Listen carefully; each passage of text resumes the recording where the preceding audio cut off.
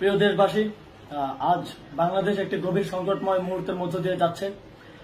এখন পর্যন্ত আমাদের প্রাপ্ত খবর অনুযায়ী আওয়ামী লীগ, ছাত্রলীগ, যুবলীগের সন্ত্রাসীরা গুলি করে কুপিয়ে প্রায় 30-এর অধিক শিক্ষার ছাত্র জনতাকে হত্যা করেছে এবং দিন শেষ হতে হতে এই সংখ্যাটা কোথায় গিয়ে দাঁড়ায় আমরা জানি না। এরই প্রেক্ষিতে আমরা একটি সিদ্ধান্ত নিয়েছি। আমাদের একটি জরুরি সিদ্ধান্ত মোতাবেক আমাদের যে 6 তারিখের যে লং মার্চ টু ঢাকা কর্মসূচি ছিল সেটিকে আমরা একদিন এগিয়ে নিয়ে এসেছি। অর্থাৎ আগামীকাল 5ই আগস্ট সারা দেশের মুক্তিকামী জনতাকে ঢাকার উদ্দেশ্যে রওনা হওয়ার জন্য আমরা আহ্বান জানাচ্ছি।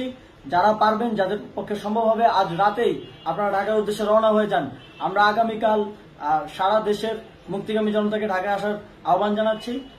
বিশেষ করে ঢাকার আশেপাশের যে জেলাগুলো আছে, আপনারা দায়িত্ব নিয়ে মসজিদের মাইকে ঘোষণা দিয়ে যাদেরকে পাবেন সবাইকে নিয়ে ঢাকার উদ্দেশ্যে রওনা হন। এই লড়াই আমাদের জন্য একটি চূড়ান্ত লড়াই। আমরা চূড়ান্ত ঘোষণার জন্য প্রস্তুত।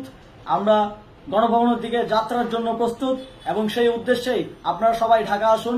আমরা আপনাদের সবাইকে নিয়ে আমাদের চূড়ান্ত দাবি আদায়ে এগিয়ে যাব। আমি জানি না সমন্বয়করা আজকে রাতে বেঁচে থাকতে পারবে কিনা, কিন্তু আপনাদের উপর আমরা এই দায়িত্ব দিচ্ছি। আপনারা সবাই নিজ দায়িত্বে ঢাকায় আসবেন আগামীকাল এবং পরশু পরিস্থিতি বিবেচনা করে পরশু গণভবনের দিকে 4 দিক থেকে আমরা রওনা হব। আমরা খুব আতঙ্কের সাথে লক্ষ্য করছি যে ছাত্রলীগ, যুবলীগ এবং আওয়ামী লীগের গুন্ডারা পুলিশের অস্ত্র দিয়ে পর্যন্ত সাধারণ জনগণের উপর হামলা করছে। কিন্তু একটি সুখের খবর হচ্ছে, সারা দেশের বিভিন্ন স্থানে সেনাবাহিনী ছাত্র জনতার পক্ষে দাঁড়িয়েছে। আবার কিছু কিছু জায়গায় যেমন মিরপুর ও মোহাম্মদপুরে সেনাবাহিনী ছাত্র জনতার বিপক্ষে দাঁড়িয়ে গুলি চালাচ্ছে। আমরা সেনাবাহিনীর প্রতি আহ্বান জানাতে চাই, আপনারা এদেশের নাগরিক এবং আপনারা এদেশের নিরাপত্তার দায়িত্বে আছেন, এদেশের জনগণের যানবাহনের নিরাপত্তার দায়িত্বে আছেন। আপনারা দেশের পক্ষে এবং দেশের জনগণের জন্য কাজ করবেন। কোনো খুনি সরকারের জন্য, কোনো খুনি রাজনৈতিক দলের জন্য কাজ করবেন না। এটি এদেশের জনগণ আপনাদের থেকে প্রত্যাশা করে। আমাদের এই আন্দোলনে সম্পূর্ণ সমর্থন দিয়ে হয় নিরপেক্ষ থাকুন, অথবা এই খুনি বাহিনীকে, সরকারের খুনি বাহিনীকে প্রতিহত করুন, তাদেরকে যথাযথ শাস্তির আওতায় নিয়ে আসুন।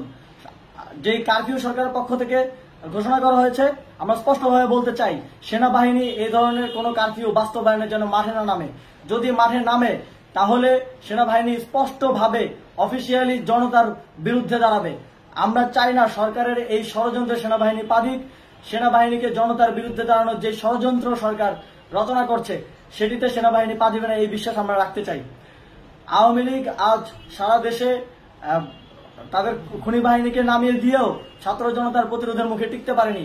রাজপথের পরাজিত শক্তি হিসেবে তারা সেনাবাহিনী সহ অন্যান্য বাহিনীকে আমাদের বিরুদ্ধে কাজে লাগানোর চেষ্টা করছে।